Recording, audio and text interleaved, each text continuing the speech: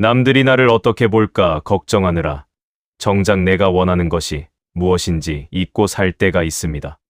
체면을 차리느라 하기 싫은 부탁을 억지로 들어주고 거칠애를 하느라 속마음은 시커멓게 골병이 드는 일들이 우리네 삶에는 참으로 많습니다.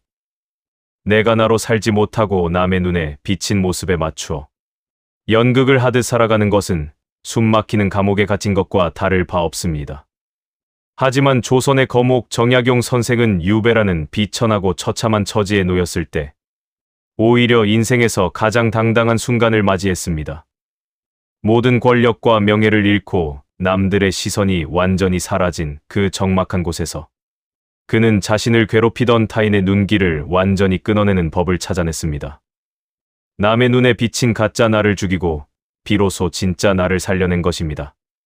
오늘 그가 남긴 타인의 시선으로부터 자유로워지는 법을 함께 나누고자 합니다. 이 이야기를 끝까지 들으시면 남의 인생이 아닌 오직 나만의 인생을 살 수 있는 단단한 용기를 얻으실 겁니다. 구독하시고 당신의 가치를 높이는 이야기를 계속 만나보세요. 우리는 평생을 타인이라는 거울에 비친 자신의 모습을 닦으며 살아왔습니다. 하지만 그 거울은 때로 왜곡되어 있고 때로는 더러워져 우리의 진면목을 보여주지 못합니다. 정약용 선생은 그 거울을 깨뜨려야만 비로소 참된 나를 만날 수 있다고 말합니다. 이제 선생의 가르침을 통해 타인의 시선이라는 무거운 짐을 내려놓고 가장 나다운 모습으로 당당하게 일어서는 여정을 시작해 보겠습니다.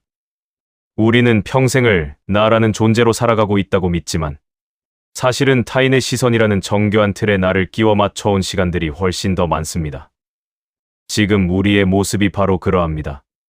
아침에 눈을 떠 거울을 볼 때조차 우리는 내가 나를 보는 눈보다 남이 나를 어떻게 볼까를 먼저 떠올립니다. 적당히 깔끔한 옷차림을 챙기고 예의 바른 말투를 고르고 혹여나 누군가에게 신뢰가 되지는 않을지 혹은 내가 초라해 보이지는 않을지 끊임없이 자기 자신을 검열합니다. 이러한 삶의 방식은 사실 우리 사회가 오랫동안 미덕으로 여겨온 것들이기도 합니다. 체면을 중시하고 남의 눈밖에 나지 않으며 두루두루 원만한 관계를 유지하는 것이 곧 잘 사는 삶이라 배웠기 때문입니다. 하지만 그 원만함을 유지하기 위해 우리가 지불한 대가는 결코 가볍지 않습니다. 정약용 선생은 일찍이 인간의 마음속에는 타인에게 인정받고 싶어하는 욕망과 스스로의 소신을 지키려는 의지가 공존한다고 보았습니다. 문제는 이 균형이 깨져 오직 타인의 평가에만 매몰될 때 발생합니다. 우리는 흔히 사람이 어떻게 제멋대로만 살 수 있느냐고 반문합니다. 맞는 말씀입니다. 사회적 동물인 인간이 타인을 의식하는 것은 생존을 위한 본능이기도 합니다. 하지만 그 본능이 비대해져서 정작 내 마음의 주인이 내가 아닌 남의 눈이 되어버린다면 그것은 살아있으나 살아있는 것이 아닌 상태와 다를 바 없습니다. 정약용 선생은 이를 가리켜 남의 눈에 비친 나에게 노예처럼 불임을 당하는 처지라고 경고했습니다.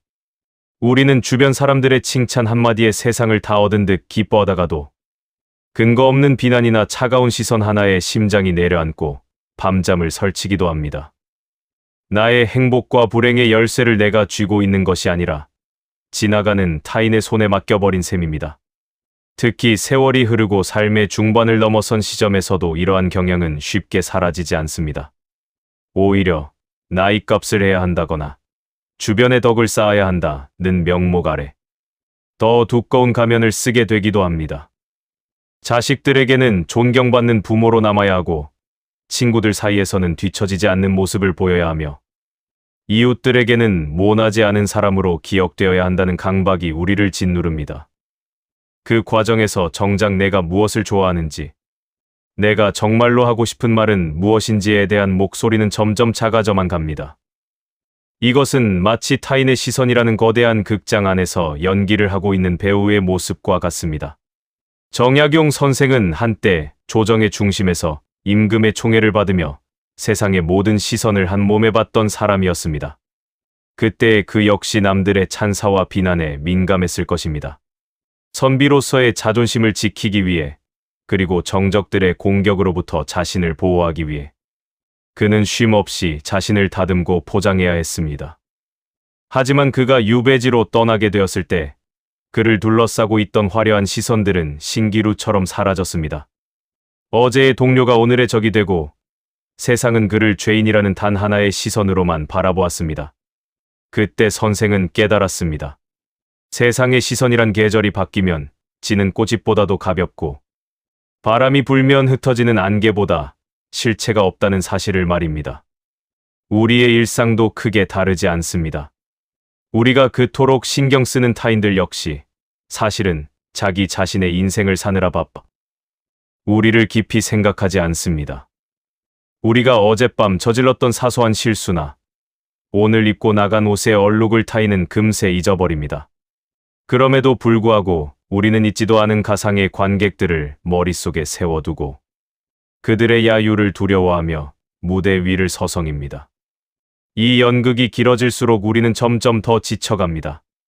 마음의 에너지는 타인의 비위를 맞추는 데 소진되고 정작 나 자신을 돌볼 힘은 남지 않게 됩니다. 지금 우리가 느끼는 막연한 답답함의 정체는 바로 이 가짜 나 때문입니다.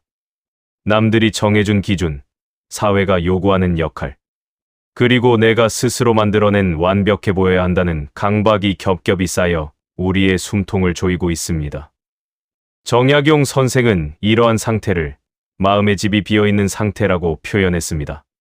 주인은 집을 비우고 밖에서 떠도는 소문과 평판에만 귀를 기울이고 있으니 집안은 먼지가 쌓이고 황폐해질 수밖에 없다는 뜻입니다. 이제 우리는 이 익숙하지만 불편한 자리를 박차고 일어날 준비를 해야 합니다. 타인의 시선이라는 감옥에서 나가기 위해서는 먼저 내가 그 감옥 안에 갇혀 있다는 사실을 정직하게 인정해야 합니다. 나는 남의 눈치 안 보고 산다고 호기 있게 말하는 사람조차 사실은 그 말을 하는 순간에도 남들이 자신을 소신 있는 사람으로 봐주기를 기대하곤 합니다. 그만큼 타인의 시선으로부터 자유로워지는 것은 쉬운 일이 아닙니다. 하지만 정약용 선생은 유배지라는 극한의 상황 속에서 그 자유의 가능성을 보았습니다. 그는 더 이상 남에게 보이기 위한 공부가 아닌 오직 자신을 닦기 위한 공부에 몰두했습니다. 남들이 나를 죄인이라 부르든 버려진 인간이라 조롱하든 상관없이 내가 나 스스로를 어떻게 정의하느냐가 인생의 성패를 결정한다는 것을 몸소 보여주었습니다. 우리도 이제 그 여정을 시작하려 합니다. 타인의 시선이라는 거울을 잠시 내려놓고 내 안의 목소리에 귀를 기울여보는 연습이 필요합니다. 내가 진짜로 좋아하는 음식은 무엇인지, 내가 정말로 행복을 느끼는 순간은 언제인지, 그리고 내가 삶의 마지막에 남기고 싶은 진실한 모습은 어떤 것인지 물어보아야 합니다. 남의 눈에 비친 화려한 가짜 꽃이 되기보다 비록 투박하더라도 내 뿌리에서 피어난 소박한 들꽃이 되는 길을 선택해야 합니다. 이 과정은 변화를 위한 진통의 시작입니다. 지금까지 공들여 쌓아온 사회적 자아가 흔들리는 느낌에 불안할 수도 있습니다. 하지만 그 불안이야말로 우리가 진정한 자유로 나아가고 있다는 증거이기도 합니다. 정약용 선생이 고독한 유배지에서 비로소 인간의 본질을 꿰뚫어 보았듯 우리도 타인의 시선이라는 소음이 잦아든 고요한 자리에서 진짜 나를 마주하게 될 것입니다. 인생의 무대 위에서 조명이 꺼지고 관객들이 모두 돌아간 뒤에도 끝까지 자리를 지키며 나를 바라봐 줄 유일한 사람은 바로 나 자신뿐입니다. 그 유일한 관객에게 부끄럽지 않은 삶을 살기 위해 이제 우리는 남의 눈에 비친 어상을 과감히 죽이고 내면의 생명력을 깨우는 길로 나아가야 합니다. 우리가 흔히 겪는 마음의 병들은 대개 나를 잃어버린 곳에서 싹틉니다. 누군가의 기대를 저버리지 않으려 애쓰는 마음, 남보다 뒤처질까봐 조바심치는 마음, 나보다 잘나 보이는 사람을 시기하는 마음은 모두 타인의 시선이라는 기준점에 나를 두었기 때문에 생겨납니다. 정약용 선생은 마음을 다스리는 법을 배우기 전에 먼저 나의 주인이 누구인지 확고히 하라고 가르쳤습니다. 타인의 평가는 날씨와 같아서 맑은 날이 있으면 흐린 날이 있고 따뜻한 봄바람이 불다가도 차가운 서리가 내리기 마련입니다. 그 변덕스러운 날씨에 나의 가치를 맡겨두면 우리 인생은 끊임없이 흔들릴 수밖에 없습니다. 선생은 유배 시절 자식들에게 보낸 편지에서 이렇게 말했습니다. 명성은 빌려온 옷과 같아서 언제든 주인이 찾아갈 수 있지만 인품은 내 몸의 살과 같아서 누구도 뺏어갈 수 없다. 우리가 그토록 갈망하는 타인의 인정이나 명성은 사실 내 것이 아닙니다. 그것은 남들이 잠시 빌려준 호의에 불과합니다. 하지만 타인의 시선을 거두고 스스로를 갈고 닦아 만든 내면의 단단함은 영원히 나의 것입니다. 이제 여러분의 마음속을 가만히 들여다보십시오. 그곳에 타인의 시선이라는 먼지가 얼마나 쌓여 있습니까? 그 먼지를 털어내고 나면 무엇이 보입니까? 처음에는 아무것도 보이지 않아 당혹스러울지도 모릅니다. 너무 오랫동안 남의 눈에 맞춰 살아오느라 진짜 나의 얼굴을 잊어버렸을 수도 있습니다. 하지만 괜찮습니다. 그 막막함이야말로 진짜 나를 찾아가는 첫걸음입니다. 정약용 선생이 한차 한차 정성껏 글을 써내려가며 무너진 가슴을 세웠던 것처럼 우리도 오늘 하루 타인의 시선이 아닌 나의 마음이 시키는 일을 하나씩 해나가면 됩니다. 거창한 일이 아니어도 좋습니다. 남들이 뭐라고 하든 내가 옳다고 믿는 작은 실천, 남들의 눈에는 사소해 보여도 나에게는 소중한 휴식. 그런 것들이 모여 타인의 시선을 이겨낼 힘이 됩니다. 남의 눈에 비친 나를 죽인다는 것은 타인을 무시하거나 독불장군처럼 살라는 뜻이 아닙니다. 타인의 시선에 휘둘리지 않는 단단한 뿌리를 내린 뒤에야 비로소 타인과도 건강하고 진실한 관계를 맺을 수 있다는 뜻입니다. 내가 바로 서지 않으면 타인의 작은 말 한마디에도 원망이 생기고 서운함이 쌓이지만 내가 단단해지면 타인의 시선은 그저 지나가는 바람일 뿐임을 알게 됩니다. 이제 우리는 이 길고도 깊은 여정의 첫 관문을 통과하고 있습니다. 타인의 시선이라는 안개를 걷어내고 나면 그 뒤에는 그동안 우리가 보지 못했던 광활한 자유의 벌판이 펼쳐져 있습니다.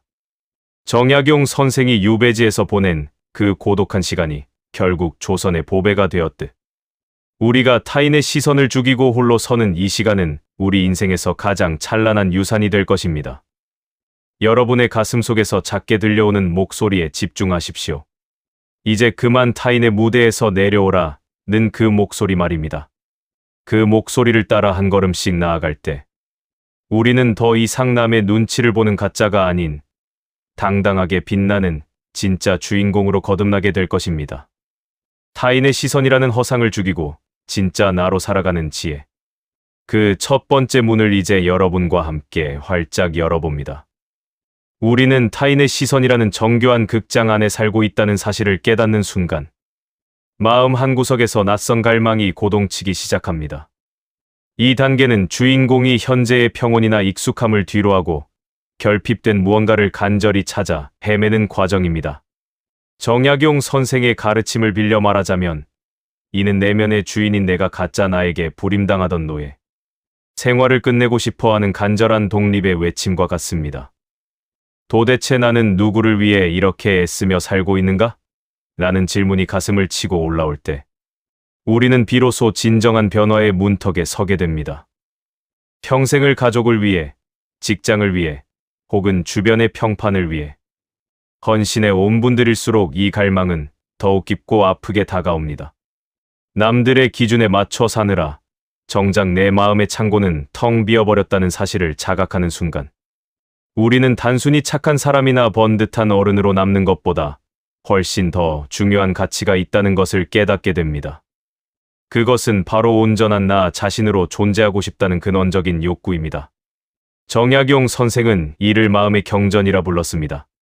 선생은 유배지라는 고립된 공간에서 홀로 남겨졌을 때 세상이 나를 어떻게 정의하느냐보다 내가 내 마음을 어떻게 지키느냐가 삶의 전부라는 사실을 뼈저리게 느꼈습니다. 세상은 그를 죄인이라 손가락질하고 가문은 풍비박산이 났으며 어제의 동료들은 그를 모르는 척했습니다. 만약 선생이 그때도 타인의 시선에만 매달려 있었다면 그는 울화와 절망 속에서 생을 마감했을 것입니다. 하지만 그에게는 더 강력한 욕구가 있었습니다. 비록 몸은 묶여 있을지언정 정신만큼은 그 누구에게도 간섭받지 않는 고결한 주권을 되찾겠다는 열망이었습니다. 우리가 느끼는 갈증도 이와 다르지 않습니다. 이제는 누군가의 어머니, 아버지, 혹은 어느 직함의 소유자가 아닌 그냥 나라는 인간으로서 존중받고 싶다는 욕구는 지극히 정당한 것입니다. 하지만 이 욕구를 따르기 위해서는 먼저 우리를 둘러싼 무거운 책임감의 포장지를 한 겹씩 벗겨내야 합니다. 우리는 흔히 타인을 배려하는 것이 미덕이라 여기지만 정약용 선생은 나를 먼저 세우지 않은 배려는 위선이거나 구걸이 될 수 있다고 경고했습니다. 내가 나를 사랑하고 인정하지 못하는데 어떻게 남의 평가에 일희일비하지 않을 수 있겠습니까? 이 단계에서 우리는 일종의 영혼의 허기를 경험합니다. 좋은 음식을 먹고 좋은 곳을 가도 채워지지 않는 이 허기는 내가 나의 진실된 목소리를 외면했기 때문에 발생합니다. 남들이 좋다는 것, 남들이 부럽다는 것을 쫓아다니느라 정작 내 영혼이 진정으로 원하는 양식은 주지 않았던 것입니다. 선생은 이를 가리켜 자기를 잃어버린 자의 슬픔이라 했습니다. 우리는 이제 이 슬픔을 동력으로 삼아 타인의 시선이라는 감옥의 문을 열 열쇠를 찾아야 합니다. 욕구가 강해질수록 두려움도 함께 커집니다. 만약 내가 내 방식대로 살기 시작하면 사람들이 나를 싫어하지 않을까? 이기적인 사람이라고 욕먹지는 않을까 하는 걱정들입니다. 그러나 정약용 선생은 단호하게 말합니다. 진정으로 나를 아끼는 사람은 내가 나의 길을 갈 때 박수를 보내줄 것이요. 나의 변화를 비난하는 사람은 애당초 나의 성장이 아닌 나의 쓸모만을 원했던 사람일 뿐이라고 말입니다. 그러니 타인의 실망을 두려워하지 마십시오. 오히려 타인의 실망은 내가 나의 주권을 되찾고 있다는 가장 확실한 신호일 수 있습니다. 이 단계에서 우리가 품어야 할 가장 큰 질문은 이것입니다. 나를 제외한 세상의 모든 눈이 감긴다 해도 나는 지금 이 행동을 할 것인가? 만약 누군가 보고 있지 않아도 내가 기꺼이 행할 일이라면 그것은 진실된 나의 것입니다. 하지만 오로지 남에게 보여주기 위한 일이라면 그것은 내 인생의 귀한 에너지를 낭비하는 허상일 뿐입니다. 선생은 이 기준을 홀로 있을 때조차 삼가는 마음이라 불렀습니다. 이는 남이 보지 않을 때 나쁜 짓을 하지 말라는 도덕적 훈계를 넘어 타인의 시선이 사라진 자리에서도 당당하게 빛나는 나만의 중심을 세우라는 실존적인 명령입니다. 우리는 이제 더 이상 남의 눈치를 살피며 인생의 단역으로 머물고 싶지 않습니다. 내 인생이라는 대본을 내가 직접 쓰고 내가 가장 만족하는 연기를 하고 싶다는 이 강력한 욕구는 우리를 다음 여정으로 이끄는 에너지가 됩니다. 정약용 선생이 수천 권의 책을 읽고 쓰며 자신의 사상을 정립했던 그 치열함은 바로 이 나를 되찾고 싶다는 간절함에서 시작되었습니다.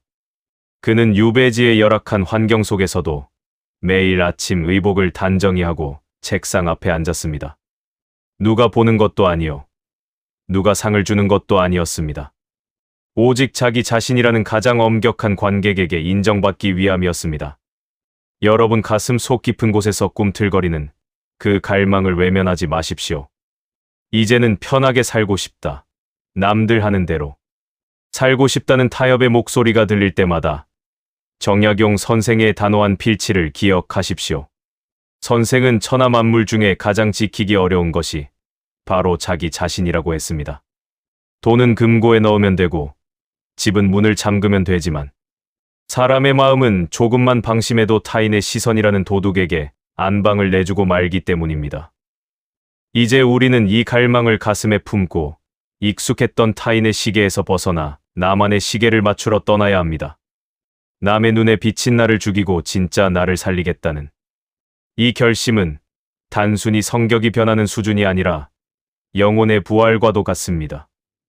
우리는 이제 더 이상 박수 소리에 목매지 않습니다. 내면에서 들려오는 고요한 확신의 목소리 하나면 충분합니다. 이 욕구의 단계는 우리를 고통스럽게 할 수도 있습니다. 이전까지는 아무렇지 않게 받아들였던 타인의 간섭이 갑자기 참기 힘든 구속으로 느껴질 것이며 무의미한 사교 모임이 시간 낭비처럼 보일 것입니다. 하지만 이 불편함이야말로 당신의 영혼이 깨어났다는 가장 명확한 증거입니다. 껍질을 깨고 나오는 새가 고통을 겪듯 우리도 타인의 시선이라는 알을 깨고 나가기 위해 이 뜨거운 욕구의 과정을 반드시 거쳐야 합니다. 정약용 선생은 유배지에서 보낸 세월을 하늘이 나에게 준 가장 큰 축복이라 불렀습니다.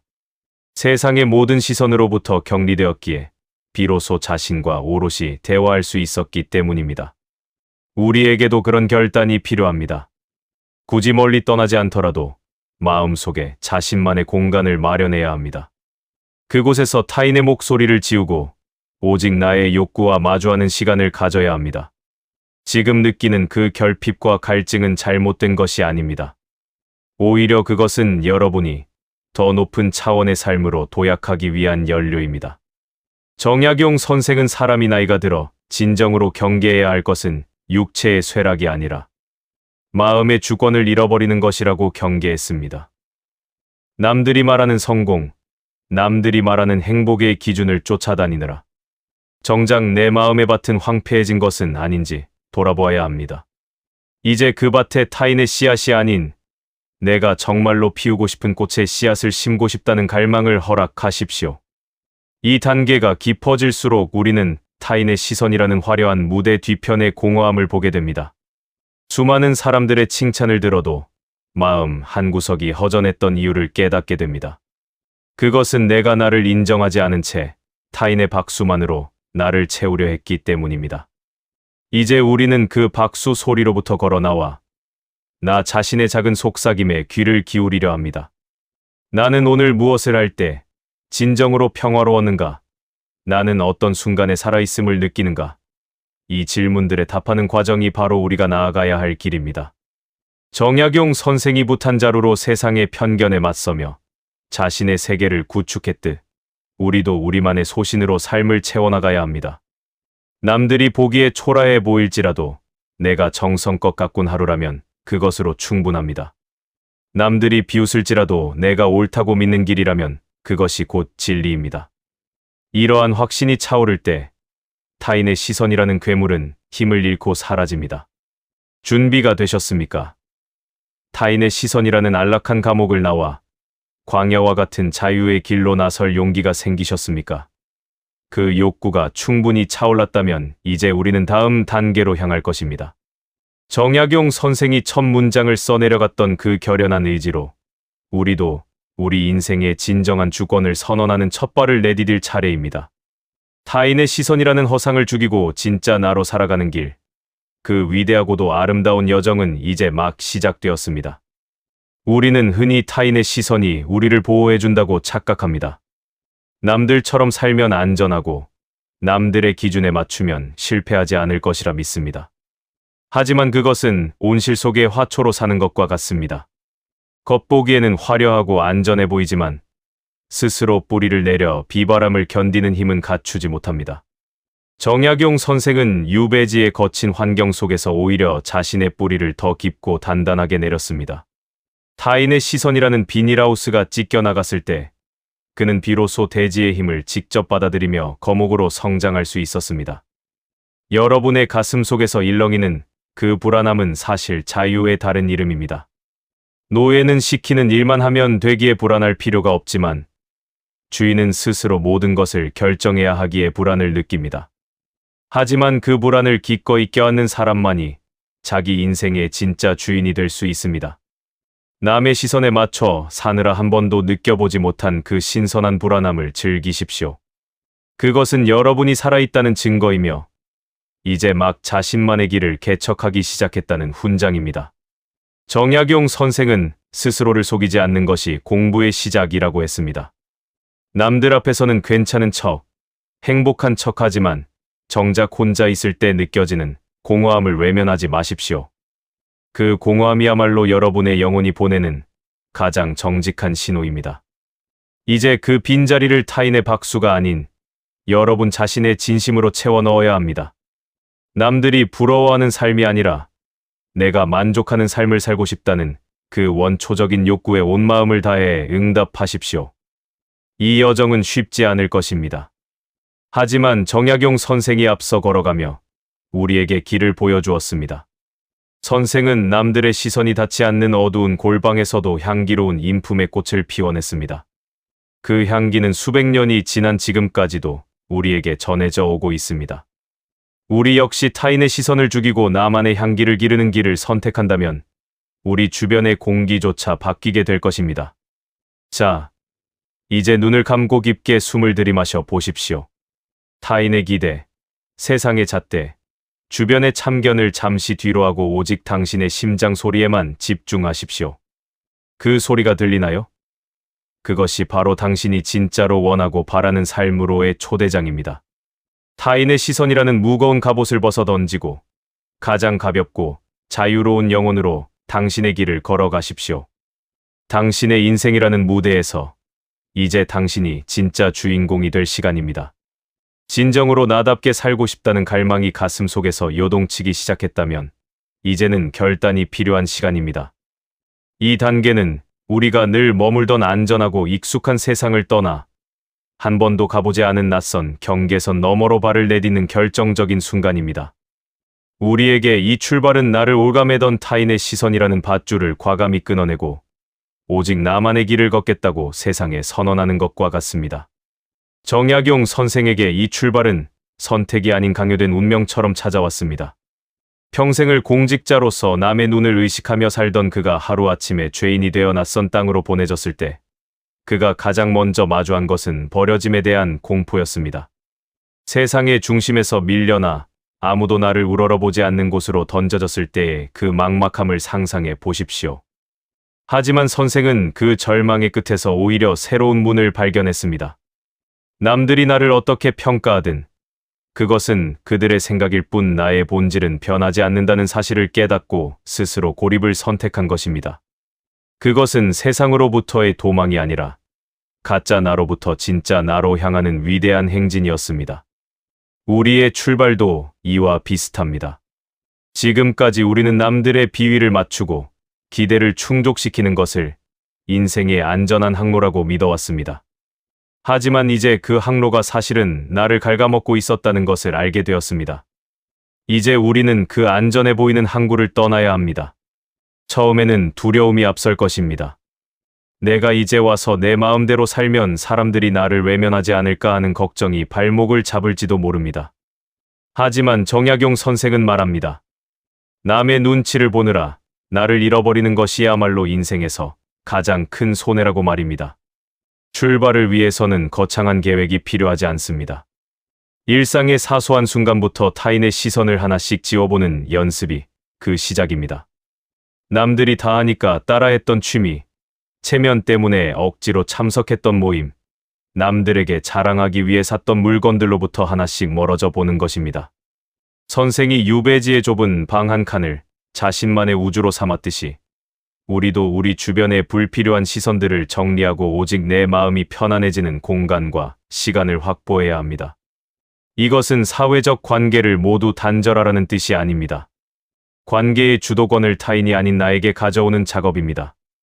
이 과정은 마치 껍질을 깨고 나오는 새의 고통과도 같습니다. 주변 사람들은 당신의 변화를 낯설어하고 때로는 예전으로 돌아오라며 압박을 가할 수도 있습니다. 갑자기 왜 그러느냐며 사람이 변하면 큰일 난다는 식의 농담 섞인 비난이 들려올지도 모릅니다. 하지만 흔들리지 마십시오. 정약용 선생은 유배지에서 홀로 지내는 시간을 결코 외로움으로 낭비하지 않았습니다. 오히려 그 적막함을 친구 삼아 자신의 내면을 더 깊이 들여다보았습니다. 남들이 주는 인정이라는 달콤한 사탕을 포기하는 대신 스스로를 존중하는 단단한 자부심을 선택한 것입니다. 출발한다는 것은 곧 홀로 설 용기를 갖는 것입니다. 남들의 시선이라는 온기에서 벗어나 홀로 찬바람을 맞는 일은 쉽지 않습니다. 그러나 그 찬바람 속에서 우리는 비로소 내가 어떤 사람인지, 내가 정말로 무엇을 할 때 살아있음을 느끼는지 선명하게 알게 됩니다. 선생은 천하 만물 중에 가장 지키기 어려운 것이 나 자신이라고 강조했습니다. 잠시만 방심해도 남의 시선이라는 바람에 내 마음이 휩쓸려 가기 때문입니다. 그래서 우리는 매 순간 깨어 있어야 하며 타인의 평가라는 파도에 휩쓸리지 않도록 내면의 닻을 깊이 내려야 합니다. 우리가 출발을 망설이는 가장 큰 이유는 아마도 소외에 대한 두려움일 것입니다. 무리에서 떨어져 나가면 도태될 것 같고 혼자 남겨지면 초라해 보일까봐 걱정합니다. 하지만 정약용 선생의 삶을 보십시오. 그는 세상에서 가장 철저하게 소외된 장소에서 조선 최고의 철학을 완성했습니다. 남의 시선을 죽였을 때 비로소 우주와 소통할 수 있는 영혼의 눈이 뜨인 것입니다. 우리 역시 마찬가지입니다. 남들의 시끄러운 참견으로부터 멀어질 때 비로소 내가 나에게 속삭이는 진실한 목소리를 들을 수 있습니다. 이제 여러분의 출발선은 어디입니까? 그것은 오늘 누군가의 부당한 부탁에 정중히 거절하는 순간일 수도 있고, 남의 눈치 보지 않고 내가 정말 입고 싶었던 옷을 꺼내 입는 소박한 행동일 수도 있습니다. 혹은 단 10분이라도 전화기를 내려놓고 오직 나만의 숨소리에 집중하는 고요한 시간일 수도 있습니다. 정약용 선생이 유배지로 향하는 길목에서 흘렸던 눈물이 나중에는 지혜의 강물이 되었듯 여러분이 지금 느끼는 이 불안과 망설임은 머지않아 흔들리지 않는 평온함으로 변할 것입니다. 우리는 흔히 나이가 들면 새로운 시작이 어렵다고 말합니다. 하지만 정약용 선생은 40이 넘은 나이에 유배를 떠나 그곳에서 자신의 진짜 인생을 다시 썼습니다. 그에게 유배는 끝이 아니라 새로운 출발이었습니다. 우리에게도 지금 이 순간이 바로 그 출발점입니다. 그동안 남을 위해 써왔던 에너지를 이제는 나를 위해 쓰기 시작하십시오. 남들의 시선이라는 거울을 닦느라 보냈던 시간을 이제는 내 마음의 밭을 일구는 데 사용하십시오. 이 출발의 단계에서 가장 경계해야 할 것은 다시 옛날의 습관으로 돌아가려는 관성입니다. 남들의 칭찬이 그립고 사람들의 북적임 속에 있어야 안심이 되는 그 마음이 우리를 자꾸만 뒤로 끌어당길 것입니다. 그럴 때마다 선생의 가르침을 떠올리십시오. 나를 잃어버리고 얻는 세상의 모든 것은 결국 모래성일 뿐이다. 출발은 화려할 필요가 없습니다. 조용히, 그러나 단호하게 나의 영역을 선포하는 것으로 충분합니다. 남의 눈에 비친 가짜 나를 죽이기로 결심한 당신의 그 첫걸음을 응원합니다. 이제 뒤를 돌아보지 마십시오. 익숙했던 타인의 시선들이 멀어질수록 당신의 영혼은 더 맑게 깨어날 것입니다. 정약용 선생이 부탄자루를 쥐고 세상의 편견에 맞섰던 것처럼 여러분도 여러분만의 소신을 지팡이 삼아 당당하게 걸어가십시오. 이 여정의 끝에서 만날 진짜 당신의 모습은 남들이 말하던 그 어떤 수식어보다 훨씬 더 아름답고 고귀할 것입니다. 인생의 후반전은 남의 시선으로부터 독립하여 나만의 왕국을 세우는 시간입니다. 정약용 선생이 강진의 작은 다산 초당을 온 세상을 품는 학문의 전당으로 만들었듯 여러분의 일상도 타인의 시선에서 벗어나는 순간 거룩한 성전이 될 수 있습니다.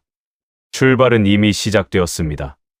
당신이 이 이야기를 듣기로 마음먹은 그 순간부터 타인의 시선이라는 낡은 옷은 이미 찢어지기 시작했습니다.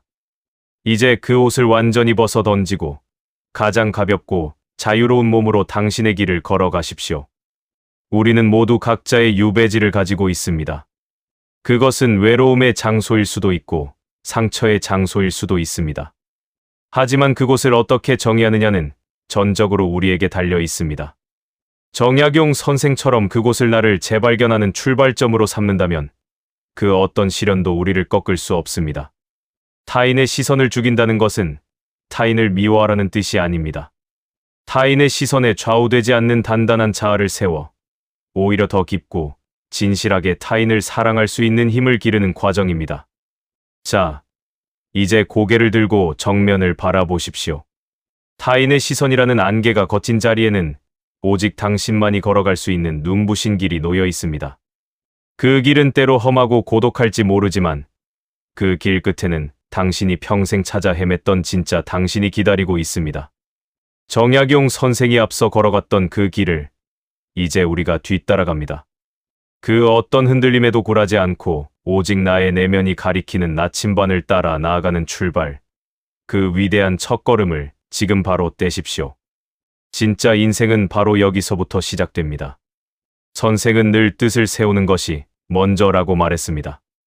오늘 여러분이 타인의 시선으로부터 독립하겠다는 뜻을 세웠다면 그것으로 출발의 준비는 끝난 것입니다. 나머지는 그 길을 묵묵히 걸어가는 끈기뿐입니다. 남들이 무엇라 하든 세상이 나를 어떻게 정의하든 상관하지 마십시오. 오직 나라는 존재의 무게를 온전히 느끼며 내 발자국 소리에 집중하며 나아가십시오. 그 발자국이 하나둘 쌓여 여러분만의 위대한 역사가 될 것입니다. 지금 이 순간 가슴 속에서 미세하게 떨리는 해방감을 느끼고 계신가요? 그것이 바로 출발의 신호입니다. 두려움은 잠시뿐이지만 그 두려움을 뚫고 얻어낼 자유는 영원합니다. 정약용 선생이 유배지의 고단함 속에서도 잃지 않았던 그 맑은 눈빛을 우리도 가질 수 있습니다. 타인의 시선이라는 감옥 문은 이미 열렸습니다. 이제 성큼 걸어 나오기만 하면 됩니다. 당신의 새로운 인생, 그 빛나는 출발을 진심으로 축하합니다. 타인의 시선이라는 안락한 감옥을 나와 나만의 길로 들어섰다면 이제 가장 치열하고도 고요한 싸움이 기다리고 있습니다.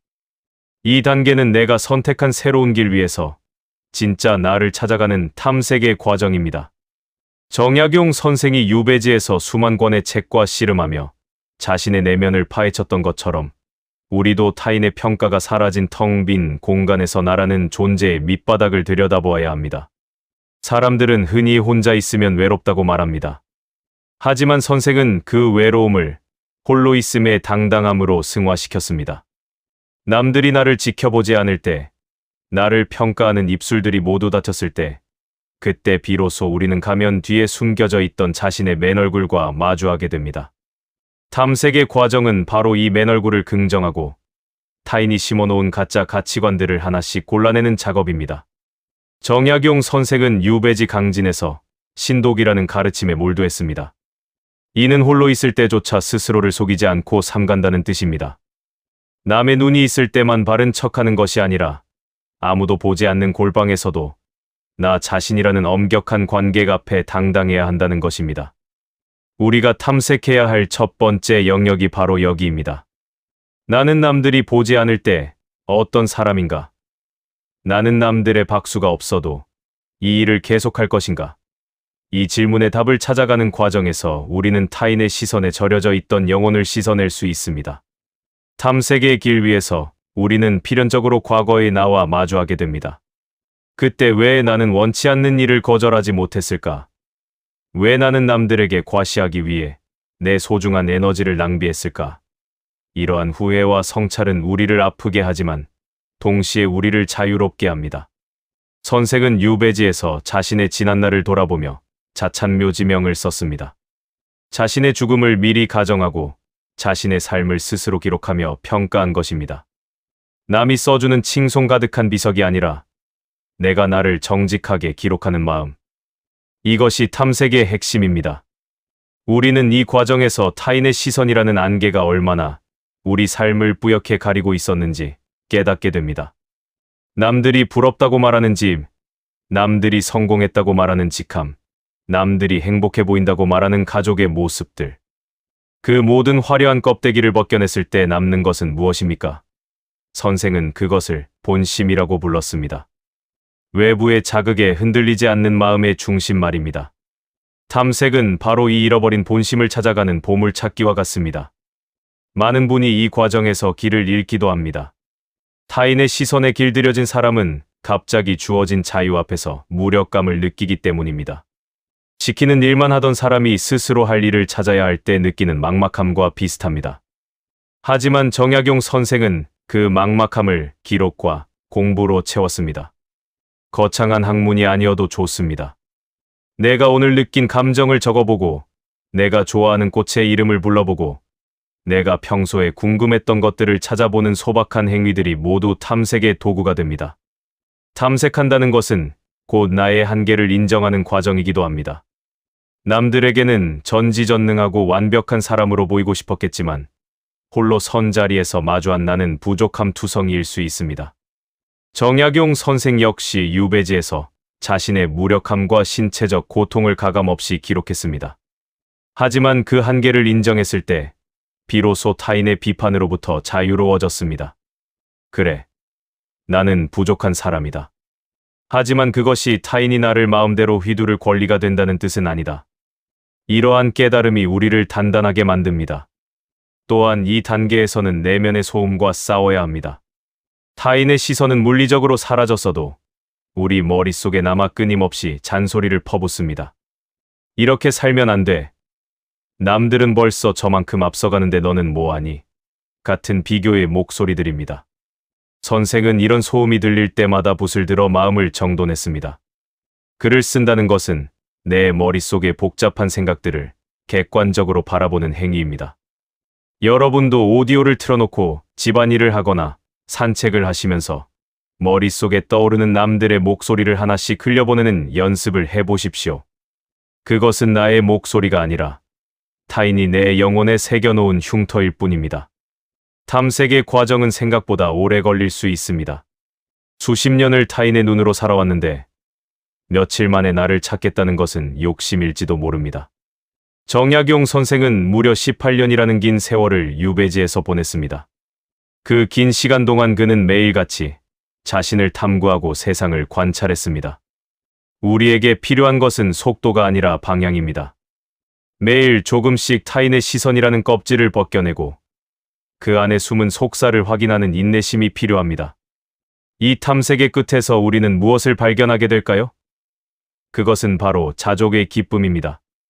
남이 인정해주지 않아도 내가 내 삶에 만족하는 법, 비록 초라한 밥상이라도 내가 정성껏 차려 맛있게 먹는 법, 남들이 알아주지 않는 작은 선행을 베풀고 혼자 미소 짓는 법. 이런 사소한 기쁨들이 모여 타인의 시선을 완전히 압도하는 거대한 평온함을 만들어냅니다. 선생은 가난해도 부끄럽지 않고 비천해도 비굴하지 않은 것은 내 안에 이미 가득 찬 것이 있기 때문이다 라고 했습니다. 이제 여러분의 탐색은 어디쯤 와 있습니까? 여전히 타인의 눈치를 살피느라 마음의 문을 반쯤 걸어 잠그고 계신가요?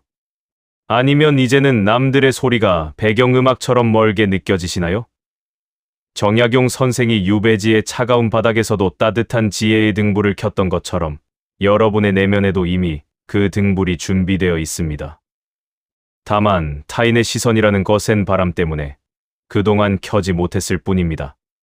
탐색은 나를 죽이는 과정인 동시에 나를 살리는 과정입니다. 남의 눈에 비친 가짜 나를 죽여야만 내면 깊숙이 숨어있던 진짜 나가 숨을 쉬기 시작합니다.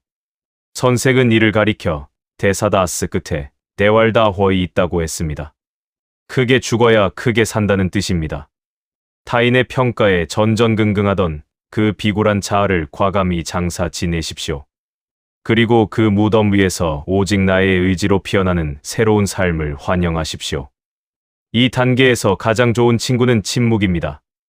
말은 자꾸만 남을 의식하게 만들고 남에게 나를 설명하게 만듭니다. 하지만 침묵은 나를 나에게 집중하게 합니다. 정약용 선생이 유배지의 정막 속에서 우주의 섭리를 깨달았듯 우리도 침묵 속에서 비로소 나라는 우주의 광활함을 느끼게 될 것입니다. 혼자 있는 시간을 두려워하지 마십시오. 그 시간은 버려진 시간이 아니라 당신의 영혼이 가장 풍요롭게 채워지는 시간입니다. 자, 이제 다시 숨을 고르고 내면의 탐험을 계속해 나갑시다. 타인의 시선이라는 낡은 지도를 버리고 오직 나의 심장 박동이 가리키는 새로운 지도를 그려나가십시오. 그 지도가 비록 엉성하고 서툴러 보여도 세상에 단 하나뿐인 당신만의 지도입니다. 정약용 선생이 앞서 걸으며 남긴 지혜의 이정표들이 여러분의 길을 밝혀줄 것입니다. 탐색의 끝에서 만날 당신의 진실한 모습, 그 눈부신 발견을 향해 한 걸음 더 깊이 들어가 보십시오. 진짜 나를 만나는 일보다 더 가치 있는 탐험은 세상에 없습니다. 타인의 시선이라는 안개를 뚫고 나만의 길을 탐색하다 보면 어느 순간 가슴이 뻥 뚫리는 듯한 강렬한 깨달음을 마주하게 됩니다. 이 단계는 그동안 찾아 헤맸던 진정한 삶의 가치를 발견하는 순간입니다. 정약용 선생이 유배지의 척박한 환경 속에서 마침내 세상의 잣대와 완전히 작별하고 오직 자기 자신이라는 우뚝 솟은 산을 발견했듯이 우리 역시 타인의 박수 소리가 들리지 않는 고요한 자리에서 내 인생의 진짜 주인과 마주하게 됩니다. 우리가 발견하게 될 첫 번째 진리는 내 삶의 유일한 관객은 나 자신이라는 사실입니다. 돌이켜보면 우리는 얼마나 많은 관객을 머릿속에 세워두고 살았습니까? 명절에 만날 친척들, 오랜만에 얼굴을 비출 동창들, 혹은 길거리에서 스쳐 지나갈 이름 모를 행인들까지도 우리의 관객이었습니다. 하지만 선생은 유배지에서 홀로 붓을 들며 깨달았습니다. 타인의 시선은 계절에 따라 변하는 바람과 같아서 내가 아무리 잘 보여도 그들은 결국 자기 인생으로 돌아가 버린다는 것을 말입니다. 결국 마지막까지 내 공연을 지켜보고 평가하며 곁을 지켜줄 이는 나 자신뿐이라는 사실을 발견할 때 우리는 비로소 타인의 시선이라는 무거운 분장을 지워낼 수 있습니다. 정약용 선생은 이 발견의 순간을 본연의 나를 되찾은 기쁨이라 표현했습니다. 선생은 화려한 관직에 있을 때보다 오히려 죄인의 신분으로 초가집에 앉아 있을 때 마음이 더 평온하다고 고백했습니다. 왜냐하면 그곳에는 나를 시기하는 눈도 나를 치켜세우는 입도 없었기 때문입니다. 오직 내 마음의 소리에만 집중할 수 있는 절대적인 자유를 발견한 것입니다. 우리도 마찬가지입니다. 남들이 부러워할 만한 화려한 삶이 아니라 내가 나를 보았을 때 고개를 끄덕일 수 있는 담백한 삶이 진짜 성공이라는 사실을 발견하는 순간 우리 영혼은 비로소 구속에서 벗어나 활짝 기지개를 켭니다. 이 단계에서 발견하게 되는 또 다른 소중한 가치는 작은 것들의 위대함입니다.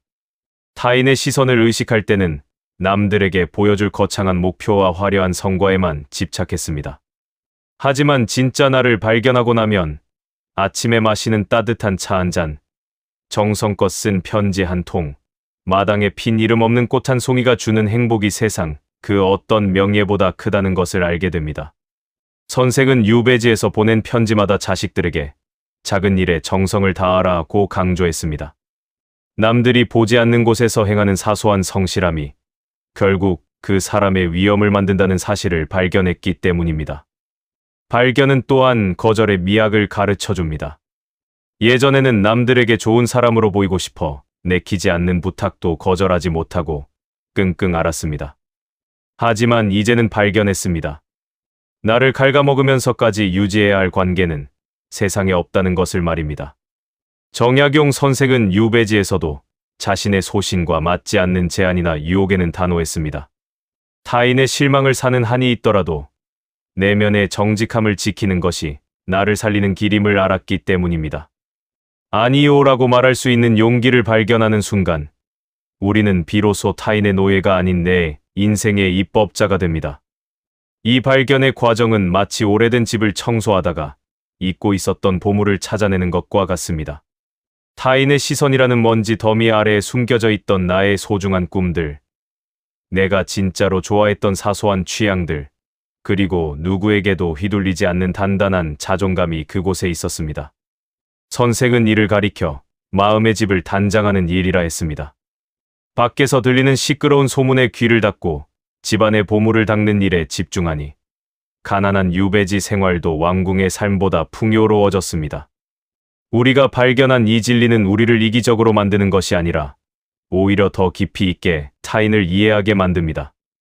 내가 타인의 시선으로부터 자유로워지면 나 또한 타인을 내 잣대로 평가하지 않게 됩니다. 정약용 선생은 유배지에서 신분이 낮은 백성들의 삶을 가까이서 보며 그들을 인간적으로 존중했습니다. 체면과 격식을 벗어던지니 비로소 사람의 진심이 보이기 시작한 것입니다. 타인의 시선을 죽였을 때 역설적으로 타인의 영혼을 사랑할 수 있는 눈이 뜨인다는 사실, 이것이야말로 이 단계에서 얻는 가장 고귀한 발견입니다. 이제 여러분은 어떤 보물을 발견하셨나요? 혹시 남들이 뭐라 해도 나는 지금 이대로 충분히 괜찮다는 안도감을 느끼고 계신가요?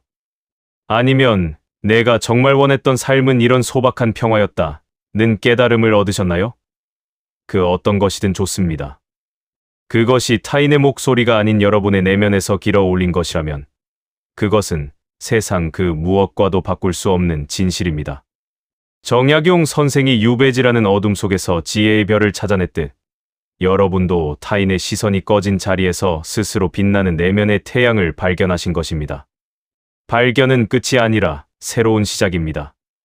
이 소중한 깨달음을 발견했다면 이제는 그것을 삶의 단단한 기둥으로 세워야 합니다.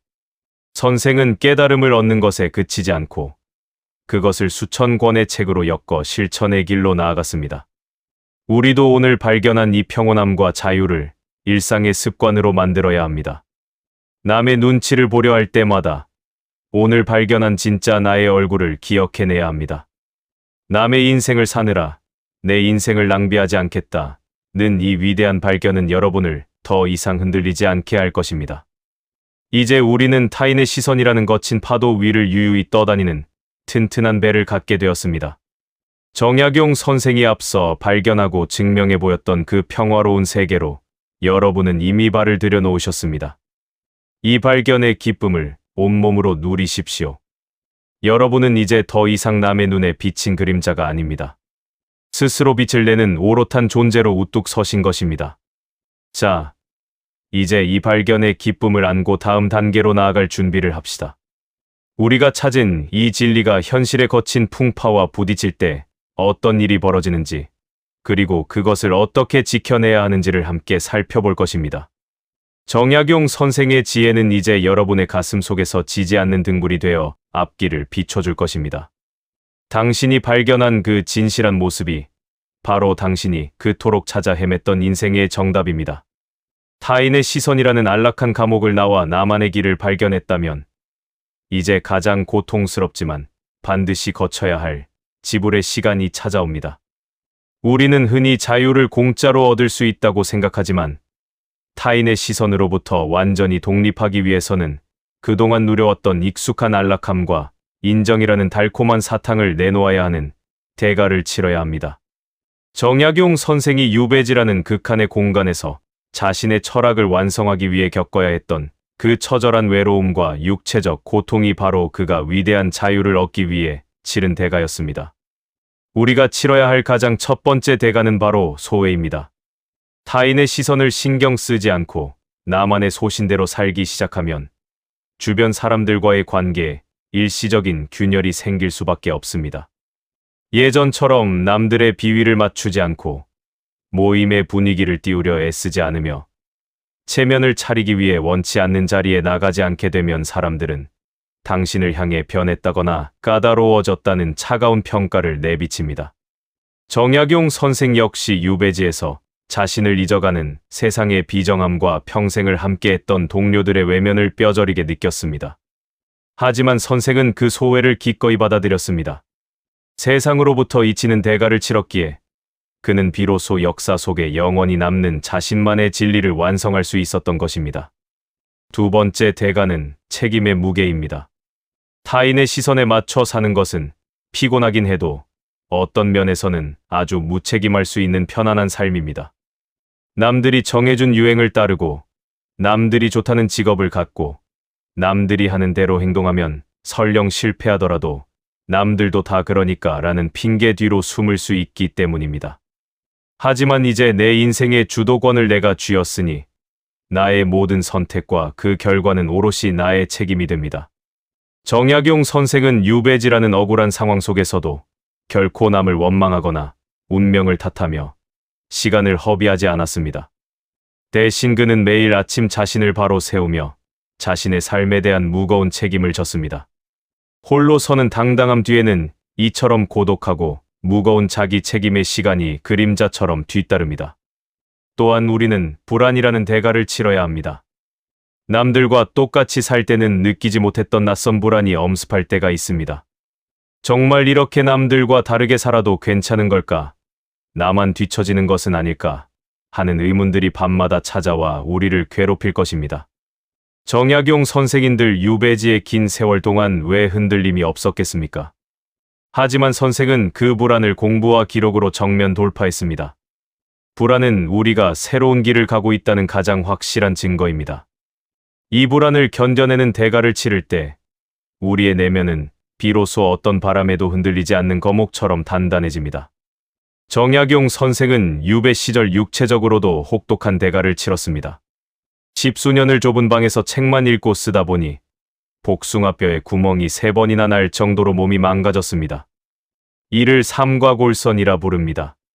선생은 자신의 신념을 지키고 후대를 위한 지혜를 남기기 위해 자신의 건강과 안락함을 기꺼이 제물로 바쳤습니다. 우리가 선생처럼 거창한 신체적 고통을 겪을 필요는 없겠지만 적어도 남의 눈치를 보느라 유지해왔던 그 가짜 평화와는 작별할 준비가 되어 있어야 합니다. 이 단계에서 우리가 기억해야 할 것은 대가는 단순히 잃어버리는 것이 아니라 교환하는 것이라는 사실입니다. 타인의 인정이라는 가짜 화폐를 내어주고 자아의 실현이라는 진짜 금덩이를 얻는 과정입니다. 남들의 박수 소리는 잦아들겠지만 내면에서 울려 퍼지는 자기 확신의 소리는 더 커질 것입니다. 사교적인 인간이라는 평판은 조금 이를지 몰라도 깊이 있고 매력적인 한 인간으로서의 무게감은 비약적으로 더해질 것입니다. 정약용 선생이 유배지의 고통을 하늘이 준 축복이라 불렀던 이유도 바로 여기에 있습니다. 대가가 크면 클수록 우리가 얻게 될 영혼의 결실도 그만큼 풍성해지기 때문입니다. 때로는 가장 가까운 사람들, 즉 가족이나 오랜 친구들이 가장 큰 시험대가 되기도 합니다. 그들은 당신이 예전처럼 타인의 시선에 갇혀 다루기 쉬운 사람으로 남아주길 원할지도 모릅니다. 그들의 서운함이나 실망을 마주하는 것은 참으로 아픈 대가입니다. 하지만 정약용 선생은 자식들에게 보낸 편지에서 나를 아끼는 마음으로 나를 가두려 하지 말라 하고 단호히 말했습니다. 진정한 관계는 서로의 독립성을 인정하는 데서 시작된다는 사실을 알았기 때문입니다. 관계의 진통이라는 대가를 치르고 나면 우리는 비로소 위선이 아닌 진심으로 연결된 새로운 차원의 인연을 맺게 됩니다. 여러분은 지금 어떤 대가를 치르고 계신가요? 혹시 주말에 화려한 사교 모임 대신 혼자만의 고요한 산책을 선택하며 느끼는 묘한 허전함을 겪고 계신가요? 아니면 남들의 자랑 섞인 대화에 끼어들지 않기로 결심한 뒤에 오는 소외감을 견디고 계신가요? 기뻐하십시오. 그것은 당신이 타인의 시선이라는 감옥에서 나오기 위해 정당한 보석금을 치르고 있다는 증거입니다. 그 대가를 아까워하지 마십시오. 정약용 선생이 유배지의 삭풍을 견디며 조선의 정신을 다시 세웠듯 여러분이 치르는 이 고독한 대가는 여러분 인생의 가장 빛나는 훈장이 될 것입니다. 대가를 치르는 과정은 마치 쇠를 뜨거운 불에 달구고 망치로 두드리는 과정과 같습니다. 그 과정은 고통스럽지만 그래야만 비로소 무엇에도 꺾이지 않는 단단한 검이 만들어집니다. 타인의 시선을 죽인다는 것은 단순히 무관심해지는 것이 아니라 어떤 평가에도 흔들리지 않는 나만의 철학을 재련하는 일입니다. 그 과정에서 떨어져 나가는 불필요한 인간관계와 헛된 욕망들은 아까워할 대상이 아니라 더 맑은 나를 위해 털어내야 할 찌꺼기들일 뿐입니다. 정약용 선생은 인생의 참다운 맛은 고난을 겪은 뒤에야 알 수 있다고 했습니다. 타인의 시선으로부터 자유로워지기 위해 치르는 이 모든 대가는 결국 여러분을 가장 높은 차원의 행복으로 안내할 통행료입니다. 이제 두려워하지 말고 그 대가를 당당히 치르십시오. 남들의 시선이라는 갑구슬을 내던지고 내면의 평화라는 보석을 거머쥐십시오. 이 치열한 싸움 끝에 여러분은 이전과는 전혀 다른 더욱 깊고 넓은 인간으로 다시 태어나게 될 것입니다. 타인의 시선을 죽이고 나면 예전에는 보이지 않던 것들이 보이기 시작합니다. 남들에게 잘 보이기 위해 썼던 돈이 아까워지고 남들의 칭찬을 갈구하느라 낭비했던 시간이 안타까워집니다. 이 깨달음의 후회 또한 우리가 치러야 할 대가 중 하나입니다. 하지만 그 후회는 우리를 앞으로 나아가게 하는 동력이 됩니다. 선생이 유배지에서 보낸 18년의 세월은 세속적인 관점에서는 잃어버린 시간이었을지 모르나 그 대가로 탄생한 수많은 저작은 시대를 초월하는 생명력을 얻었습니다. 자, 이제 이 고통스러운 대가의 시간을 지나 우리는 다시 세상으로 돌아갈 준비를 합니다. 하지만 돌아가는 우리는 예전의 우리가 아닙니다. 타인의 시선이라는 칼날을 몸소 겪고 살아남은 그 무엇보다 단단한 방패를 가진 전사로 거듭난 모습일 것입니다. 정약용 선생이 유배를 마치고 고향으로 돌아왔을 때 보여주었던 그 초연하고 깊은 안목을 이제 여러분도 갖게 될 것입니다. 대가를 치른 자만이 누릴 수 있는 그 위대한 평온함을 향해 마지막 남은 힘을 내어 한 걸음 더 나아갑시다. 지금 느끼는 그 외로움과 불안을 사랑하십시오. 그것은 당신이 제대로 된 길을 가고 있다는 영혼의 신호입니다. 정약용 선생은 유배지의 좁은 방에서도 천하를 논했고 홀로 있는 시간에도 온 우주와 연결되어 있었습니다. 여러분도 치열하게 대가를 지불하고 그 자유의 영토를 쟁취하십시오. 당신이 내어놓은 작은 안락함은 머지않아 비교할 수 없는 거대한 내면의 평화로 돌아올 것입니다. 이 치열한 단계를 넘어서는 순간 당신은 이제 그 누구도 흔들 수 없는 당신 인생의 절대 군주가 됩니다. 타인의 시선이라는 거친 파도를 넘고 그 독립을 위해 쓰라린 고통의 시간까지 모두 치러냈다면 이제 당신은 마침내 이 여정의 가장 경이로운 종착지인 귀환의 단계에 들어서게 됩니다. 정약용 선생이 18년이라는 긴 유배 생활을 마치고 마침내 고향인 남양주 마제로 돌아왔을 때의 심경을 떠올려 보십시오. 그는 예전의 그가 아니었습니다. 권력의 중심에서 남의 눈치를 살피고 타인의 평가에 일희일비하던 관료 정약용은 죽었습니다. 대신 오직 진리와 자아의 목소리에만 귀를 기울이는 거인 정약용으로 다시 태어나 돌아온 것입니다.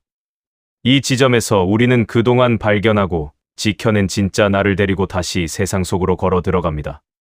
하지만 이전의 복귀와는 질적으로 다릅니다. 예전에는 타인의 시선에 맞추기 위해 나를 깎아내며 세상에 섞이려 했다면 이제는 단단해진 나만의 세계를 품고 세상과 당당히 마주하는 것입니다. 이것은 단순한 물리적 복귀가 아니라 영혼의 성숙을 거친 존재의 장엄한 출현입니다. 정약용 선생의 귀환은 화려한 권력의 탈환이 아니었습니다. 그는 고향으로 돌아와 자신의 집을 여유당이라 이름 붙였습니다. 여유란 겨울의 냇물을 건너듯 조심하고 사방의 이웃을 두려워하듯 경계한다는 뜻입니다.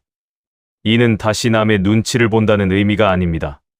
타인의 시선으로부터 완전히 자유로워진 자만이 가질 수 있는 극도의 겸손과 신중함을 의미합니다. 나는 이제 남의 눈치를 안보하라고 외치며 타인을 무시하는 오만함이 아니라 타인의 시선이 내 평화를 깨뜨리지 못하게 하면서도 세상과 조화롭게 공존하는 깊은 지혜를 발휘하는 것입니다. 세상으로 돌아온 당신을 보고 사람들은 처음에는 당황할 것입니다. 예전처럼 휘두를 수 없고 칭찬이나 비난에도 의연한 당신의 모습이 낯설기 때문입니다. 하지만 시간이 흐를수록 진정한 사람들은 당신의 그 단단한 내면의 향기에 끌려 모여들기 시작합니다. 정약용 선생이 고향으로 돌아왔을 때 수많은 제자와 지식인이 그를 찾아왔던 것과 같습니다. 가짜 시선으로 맺어진 얕은 관계들은 자연스럽게 정리되고 영혼의 울림을 나누는 깊고 진실한 인연들이 그 자리를 채우게 됩니다. 이제 당신은 누구에게 잘 보이기 위해서가 아니라 서로의 존재를 존중하기 위해 사람을 만납니다. 또한 귀환한 당신은 이제 세상을 치유하는 힘을 갖게 됩니다. 타인의 시선에 고통받아 본 사람만이 그 굴레에 갇힌 다른 이들의 아픔을 알아차릴 수 있습니다. 선생은 유배지에서 얻은 지혜를 바탕으로 백성들의 삶을 구제할 실질적인 방안들을 저술하며 세상을 향한 사랑을 실천했습니다. 우리도 마찬가지입니다. 타인의 시선으로부터 해방된 경험은 이제 우리만의 전유물이 아닙니다. 불안해하는 동료에게, 남의 눈치 보느라 꿈을 포기하려는 친구에게 당신의 존재 자체가 하나의 이정표이자 위로가 됩니다. 말하지 않아도 당신의 평온한 얼굴이 남들의 시선은 그리 중요하지 않다는 것을 증명하기 때문입니다. 귀환한 이후 가장 경계해야 할 것은 과거의 습관입니다. 세상은 여전히 타인의 시선을 강요하는 유혹으로 가득 차 있습니다. SNS의 숫자가 주는 유혹이나 주변의 비교 섞인 말들은 끊임없이 우리를 다시 시기의 지옥으로 끌어들이려 할 것입니다.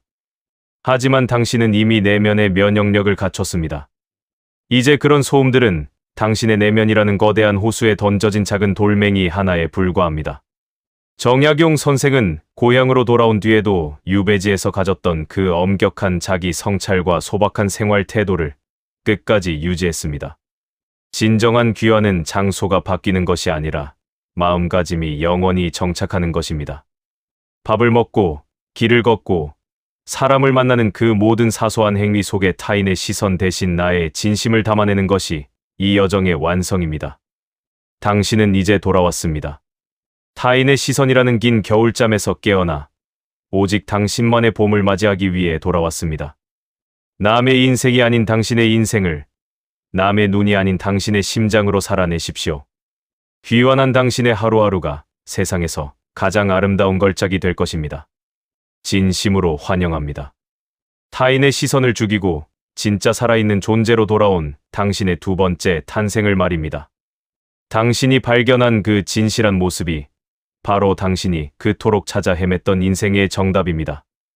이제 당신만의 왕국에서 가장 당신답게 빛나십시오. 그 빛은 결코 타인의 시선이라는 구름에 가려지지 않을 것입니다. 나는 이제 세상의 박수 없이도 나만의 노래를 부를 준비가 되었는가? 이 질문에 미소로 답할 수 있다면 당신의 귀환은 완벽합니다. 타인의 시선이라는 파도를 넘어 자신만의 세계를 완성하고 세상으로 돌아온 당신에게 이제 이 모든 여정의 마침표이자 새로운 시작인 마지막 단계가 찾아옵니다. 바로 성숙한 공존의 단계입니다. 정약용 선생이 유배에서 돌아온 뒤 단순히 홀로 고고하게 살아가는데 그치지 않고 자식들에게 끊임없이 편지를 쓰고 마을 사람들과 지혜를 나누며 자신의 삶을 완성해 나갔던 모습이 바로 이 단계의 핵심입니다. 이제 당신은 타인의 시선으로부터 완벽하게 자유롭지만 그렇다고 해서 타인을 무시하거나 세상과 담을 쌓지 않습니다.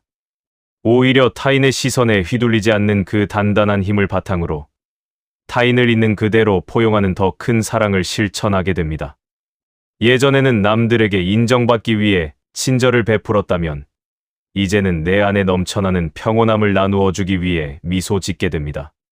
정약용 선생이 유배지에서의 고초를 원망으로 갚지 않고 백성들을 향한 애민 정신으로 승화시켰듯 당신의 자유는 이제 주변을 밝히는 따뜻한 빛이 됩니다. 이 단계에서 가장 빛나는 변화는 비교가 사라진 자리에 감사가 차오른다는 점입니다. 타인의 시선을 신경 쓸 때는 늘 남보다 앞서야 한다는 강박에 시달렸지만 이제는 나만의 속도와 나만의 색깔이 얼마나 소중한지 잘 알고 있습니다.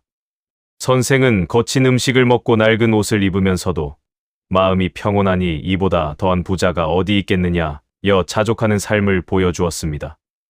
우리 역시 남들이 부러워할 만한 화려한 성취가 아니라 내가 나를 대견하게 여길 수 있는 일상의 소소한 성취 속에서 절대적인 행복을 발견하게 됩니다.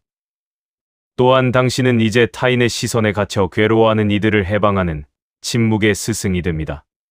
굳이 많은 말로 가르치려 하지 않아도 당신이 삶을 대하는 태도와 그 깊은 눈빛만으로도 사람들은 깨닫게 됩니다. 저 사람처럼 살아도 괜찮구나. 남의 눈치를 보지 않아도 저토록 우아하고 평온할 수 있구나라는 살아있는 증거가 되는 것입니다. 정약용 선생의 저서들이 수백 년이 흐른 지금까지 우리에게 울림을 주듯 당신이 타인의 시선을 죽이고 일궈낸 고귀한 삶의 태도는 당신 주변의 사람들에게 가장 강력한 영감이 될 것입니다. 마지막으로 이 단계는 나 자신과 세상이 완전히 화해하는 순간입니다.